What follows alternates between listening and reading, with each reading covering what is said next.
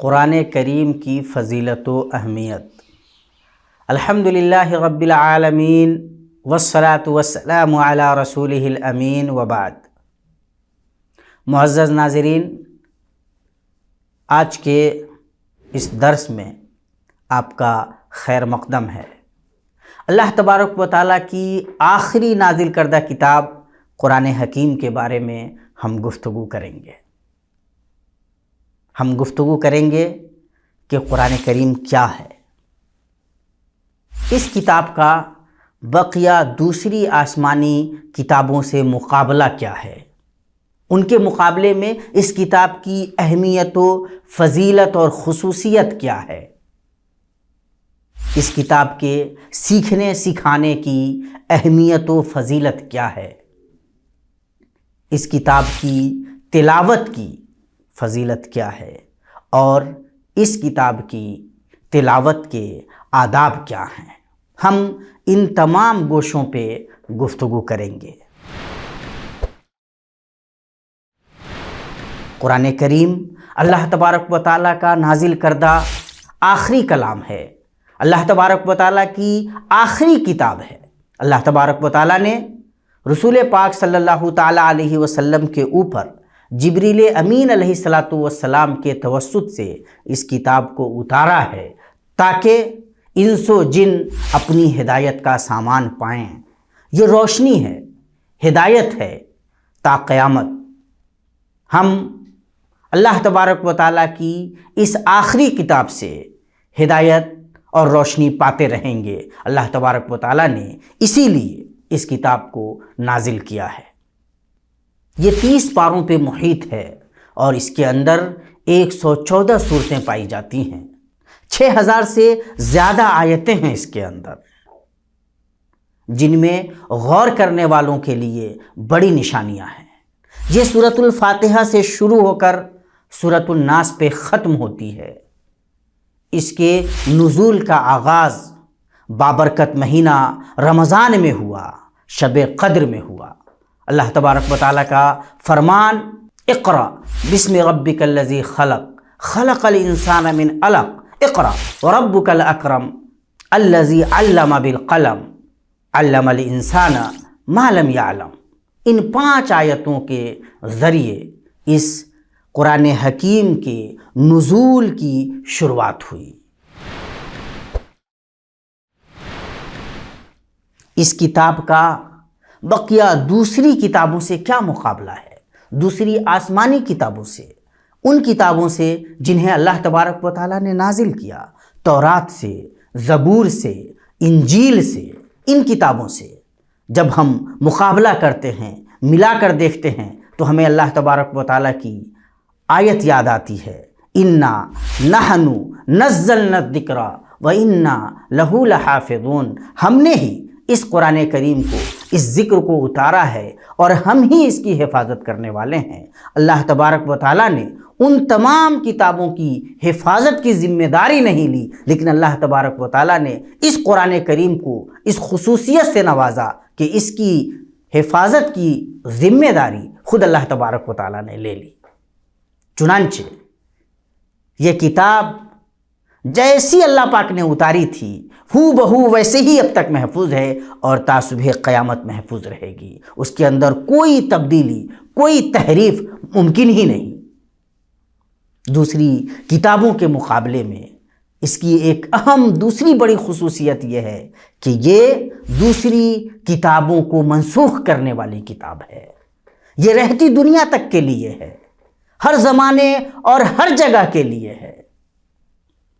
اللہ تبارک و تعالیٰ کا فرمان ہے، وَأَنزَلْنَا إِلَيْكَ الْكِتَابَ بِالْحَقِّ مُصَدِّقًا لِمَا بَيْنَ يَدَيْهِ مِنَ الْكِتَابِ وَمُهَيْمِنًا عَلَيْهِ فَاحْكُم بَيْنَهُم بِمَا أَنزَلَ اللَّهُ وَلَا تَتَّبِعْ أَهْوَاءَهُمْ عَمَّا جَاءَكَ مِنَ الْحَقِّ لِكُلٍّ جَعَلْنَا مِنكُمْ شِرْعَةً وَمِنْهَاجًا۔ یہ کتاب بقیہ دوسری تمام کتابوں پہ دلیل ہے۔ اس کتاب کے ہوتے ہوئے اب کسی اور دوسری کتاب کی طرف رجوع نہیں کیا جائے گا، فیصل یہی کتاب ہوگی۔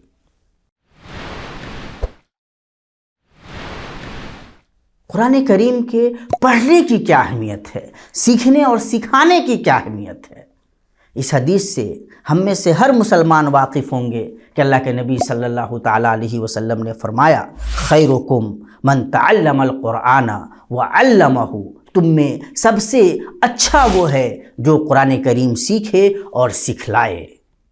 ایک مسلمان کو کم سے کم اتنا قرآن کریم سیکھنا ہے جس سے وہ اپنے دین کی بنیادی چیزوں کو جان سکے، نماز ادا کر سکے، شریعت اسلامیہ سے واقف ہو سکے اور قرآن کریم کو درست طریقے سے پڑھ سکے۔ اللہ کے نبی صلی اللہ تعالیٰ علیہ وسلم کی حدیث ہے، آپ صلی اللہ تعالیٰ علیہ وسلم ارشاد فرماتے ہیں لا صلاۃ لمن لم یقرأ بفاتحۃ الکتاب، نماز میں سورہ فاتحہ نہ پڑھنے والے کی نماز نہیں ہوتی۔ سورہ فاتحہ قرآن کریم کا حصہ ہے۔ پتہ چلا کہ نماز قائم کرنے کے لیے قرآن کریم کا پڑھنا ضروری ہے۔ قرآن کریم کو سیکھنے اور سکھانے کی فضیلت کے سلسلے میں ایک حدیث آپ کے سامنے پیش کی گئی۔ ایک دوسری حدیث میں اللہ کے نبی صلی اللہ تعالیٰ علیہ وسلم ارشاد فرماتے ہیں من علم آیۃ من کتاب اللہ کان لہ ثوابها ما تلیت، جس نے کسی کو ایک آیت سکھلا دی اس کو اس کا ثواب تب تک ملتا رہے گا جب تک اس آیت کی تلاوت ہوتی رہے گی۔ قرآن کریم کو سیکھنے اور سکھانے کی یہ فضیلت ہے۔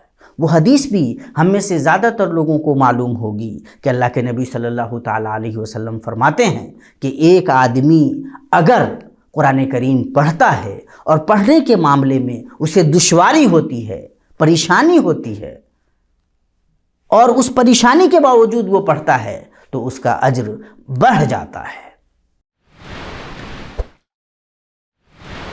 قرآن کریم کی تلاوت کی کیا فضیلت ہے۔ اللہ تبارک و تعالیٰ کی اس کتاب کی تلاوت نیکی کا کام ہے، خود اپنے آپ میں ایک عبادت ہے، یہ سب سے اہم ترین ذکر ہے۔ اللہ کے نبی صلی اللہ تعالیٰ علیہ وسلم فرماتے ہیں جس نے قرآن کریم کا ایک حرف پڑھا اس کے لیے اس کا اجر و ثواب ہے، اور یہ اجر و ثواب 10 گنے تک بڑھتا ہے۔ میں یہ نہیں کہتا کہ الف لام میم ایک حرف ہے، بلکہ الف ایک حرف ہے، لام ایک حرف ہے اور میم ایک حرف ہے۔ اللہ کے نبی صلی اللہ تعالیٰ علیہ وسلم قرآن پڑھنے والے کی فضیلت بیان کرتے ہوئے فرماتے ہیں کہ قرآن کی تلاوت کرنے والے کے لیے کل قیامت کے دن یہ قرآن سفارشی بن کر آئے گا، شفیعا لاصحابہ، جو لوگ قرآن کریم کی تلاوت کرتے ہیں ان کے لیے یہ قرآن سفارش کرنے والا ہوگا۔ اللہ کے نبی صلی اللہ تعالیٰ علیہ وسلم نے اس قرآن کی تلاوت کے آداب بھی بتلائے ہیں۔ ہمارے دین نے سکھلایا ہے کہ اللہ پاک کی اس کتاب کی، آخری کتاب کی تلاوت کا طریقہ اور ادب کیا ہونا چاہیے۔